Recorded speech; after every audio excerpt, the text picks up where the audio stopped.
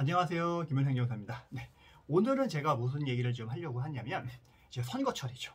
대통령 선거도 있고요. 지방자치단체 이제 장들을 선출하는 선거도 있습니다.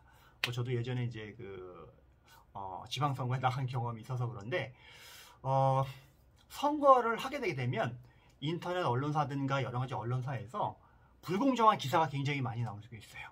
선거 후보로서는 이런 기사가 나오게 되게 되면 굉장히 타격을 입을 수밖에 없습니다. 그래서 이런 부분을 좀 제대로 돌리고자 언론중재위원회에서는 선거기사심의위원회라는 걸 두고 있습니다. 그래서 공정한 선거 보도가 이루어질 수도 여기서 심의하고 중재하는 기관이라고 생각하시면 될 것 같은데요. 그래서 언론중재위원회는 선거기사의 공정성 여부 심의를 위해서 법정 기간 동안 선거기사 심의위원회를 설치 운영하고 있습니다. 그래서 선거기사 심의위원회는 선거기사 사설이라든가 논평이라든가 광고라든가 기타 선거에 관한 내용을 포함해서 공정성 여부 자체를 심의를 하고요.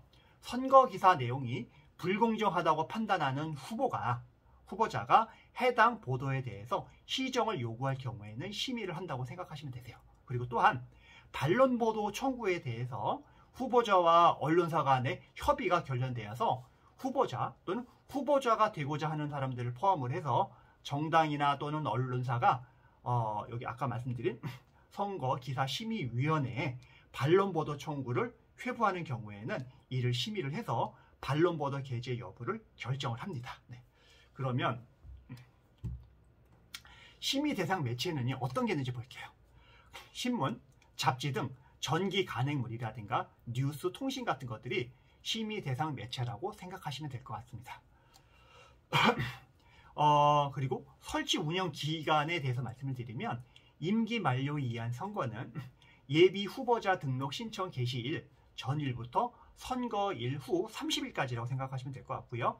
대통령 선거는 예비자 후보 등록 신청 개시일, 그러니까는 선거일 전 24일 전일부터 선거일 후 30일까지이고요.